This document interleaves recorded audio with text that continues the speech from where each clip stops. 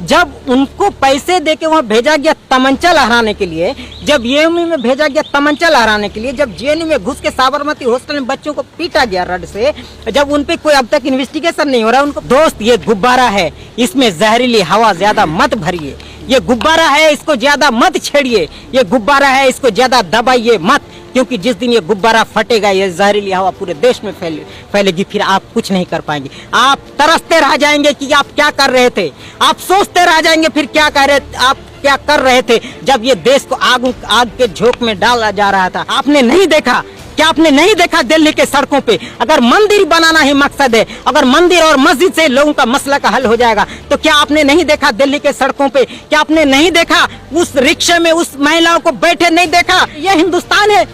आपने हिंदुस्तान का हालत ये कर दिया है। जीडीपी माइनस में है, -7 में है, आपका पर कैपिटा इनकम कम होते जा रहा है, आपका इन्फ्लेशन इतना हाई है, आपकी खाली दाढ़ी चमक रही है। आपके दाढ़ी और बाल के चमकने से देश का जो इमेज है वो बाहर में नहीं चमकेगा साहब।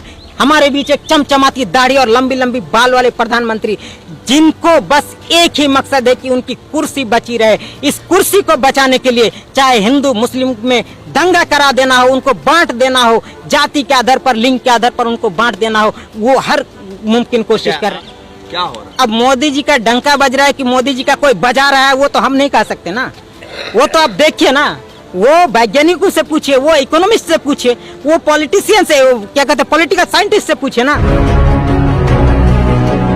ये जो है ना बीमारी है, समाज में ये बीमारी है। और जब ये बीमारी जब अपने चरम पे होती है ना ये बीमारी, तो क्या होता है, दंगा भड़कते हैं। तो बेहतर ये है कि अगर बीमारी है तो उसका सही समय पे इलाज किया जाए।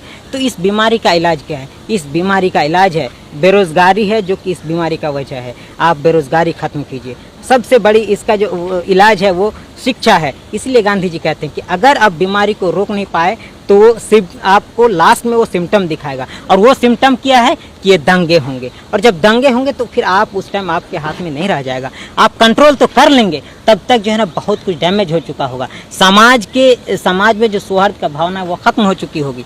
तब तक लोगों के बीच में डिस्ट्रस्ट पैदा हो जाएगा और ये लंबे समय तक चलेगा। और आप देखिए यहाँ पर अभी क्या हो रहा है कि क्या इन लोगों को पता नहीं है कि हिंदुस्तान में आज नहीं, आज़ादी के टाइम से 1947 से इस देश में कितने इस तरह के कम्युनल राइट्स हुए। इनको पता नहीं कि 1947 में जब पार्टीशन हुआ कितने लोग मारे गए। क्या उसमें हिंदू मारे गए?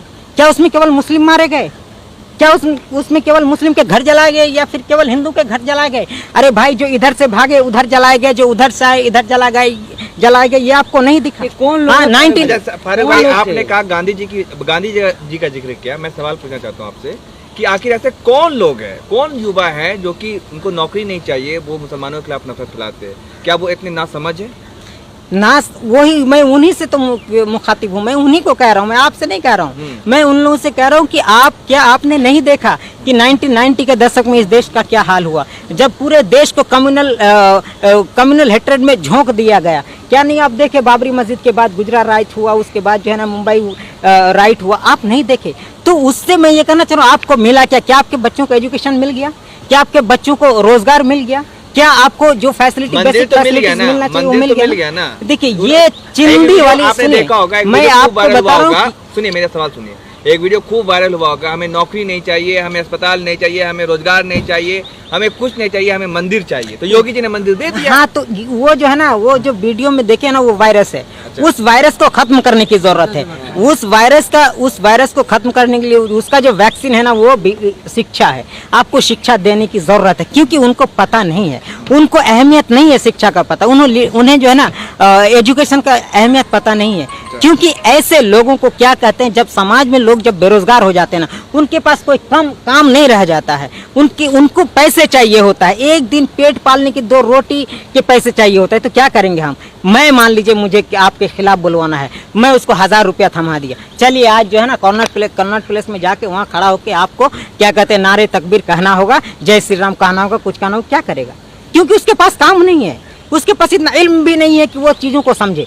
तो इस तरह का जो माओवादी हरकत है, इस तरह के जो लोग हैं जिनको पैसे देके उनको पैसे भी दिया जा रहा है, उनको इम्यूनिटी भी दिया जा रहा है। आज आप ये बताइए कि आप नहीं देखे जामिया के टाइम वो राम भक्त गोपाल, जब उनको पैसे देके वहां भेजा गया तमंचा लहराने के लिए, जब येएमयू में भेजा गया तमंचा लहराने के लिए, जब जेएनयू में घुस के साबरमती हॉस्टल में बच्चों को पीटा गया रड से, जब उन पे कोई अब तक इन्वेस्टिगेशन नहीं हो रहा है, उनको पकड़े नहीं जा रहे हैं, उनको पैसे दिए जा रहे हैं, कल जाके उनको जॉब भी दिया जाएगा, तो क्यों नहीं करेंगे भाई लोग, क्यों नहीं करेंगे? मतलब ये है कि अगर किसी के फ्रीजर में गोश्त रखा है तो आपको पता चल जाएगा कि वो गोश्त किसका है, लेकिन अगर कोई वीडियो ऑन रिकॉर्ड कहीं अटैक करता है, उसका वीडियो है, उसका फुटेज है, उसका क्लिप है, लेकिन आप उस पर कोई एक्शन नहीं लेते हैं, तो ये जो सरकार है इनको पता नहीं है ये देश किस मिजाज का है।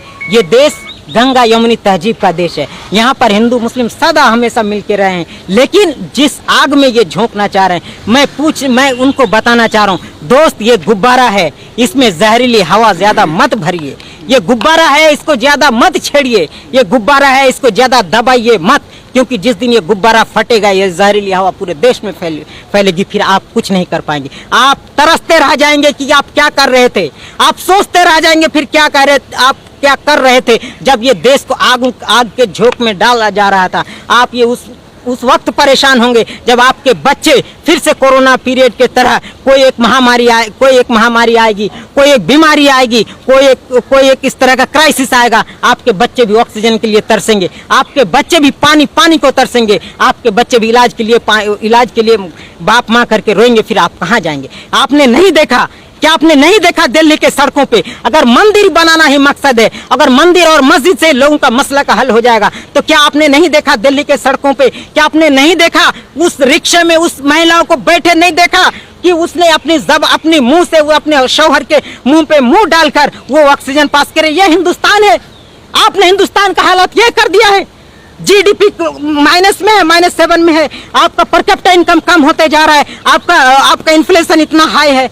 आपकी खाली दाढ़ी चमक रही है। आपके दाढ़ी और बाल के चमकने से देश का जो इमेज है वो बाहर में नहीं चमकेगा साहब। एक नेहरू जी थे जो रात दिन इसी चीज में लगे रहते थे कि किस तरह से हर एक समुदाय के लोगों को, लिंग्विस्टिक डाइवर्सिटी के जो जितने भी लोग हैं, वो रीजनल डाइवर्सिटी के जितने लोग हैं और अलग अलग कास्ट समुदाय को किस तरह से संगठित किया जाए, रात दिन इस चीज को लेके, चाहे मौलाना आजाद हो, चाहे पटेल जी हो, चाहे नेहरू जी हो, इस चीज को लेके लगे हुए थे। आज हमारे बीच एक चमचमाती दाढ़ी और लंबी लंबी बाल वाले प्रधानमंत्री, जिनको बस एक ही मकसद है कि उनकी कुर्सी बची रहे। इस कुर्सी को बचाने के लिए चाहे हिंदू मुस्लिम में दंगा करा देना हो, उनको बांट देना हो, जाति के आधार पर, लिंग के आधार पर उनको बांट देना हो, वो हर मुमकिन कोशिश कर रहे हैं। आप सुनिए, हाँ। आप जो सवाल पूछ रहे हैं, मैं आपके सवाल को समझ रहा हूँ, लेकिन आप डाइवर्ट मत कीजिए। आप ये बताइए कि इस देश का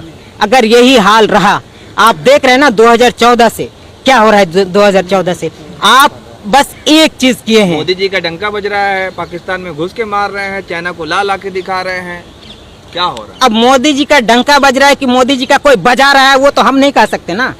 वो तो आप देखिए ना, वो वैज्ञानिकों से पूछिए, वो इकोनॉमिस्ट से पूछिए, वो पॉलिटिशियन से, क्या कहते हैं, पॉलिटिकल साइंटिस्ट से पूछिए ना कि मोदी जी बजा रहे हैं, मोदी जी का कोई बजा रहा है। गए थे ना वहाँ तबला, वो तो गए थे ना तबला बजाने, चाइना में तबला बजा के आए थे ना। 1.5 साल से तबला बजा रहे हैं ना, 1.5 साल से तबला बजा रहे हैं ना, लद्दाख में, पेंगोंग में तबला बजा रहे हैं ना। तो आपके पास कोई पॉलिसी नहीं है, कोई फॉरेन पॉलिसी नहीं है, ना कोई आपके साथ कोई उस तरह का कोई रिलेशन है, कोऑपरेशन है विदेशों के साथ।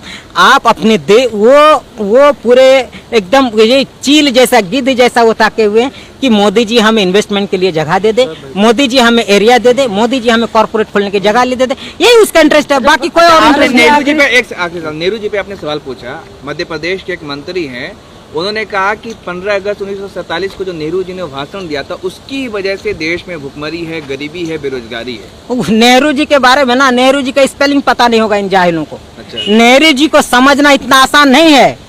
नेहरू जी का क्रिटिसिज्म करना, गांधी जी को गाली दे देना, मौलाना आजाद को गाली दे देना बहुत आसान है। नेहरू जी को समझने के लिए भैया पढ़ना पड़ता है। पढ़ने के लिए अकल होना चाहिए, और अकल तभी आएगा जब आप पढ़ेंगे। इस तरह से आप दंगा भड़का के, इस तरह से आप जय श्री राम और जय हनुमान का नारा लगा के आप नहीं पढ़ सकते। जब आपके पास इल्म नहीं है तो कहाँ समझेंगे आप।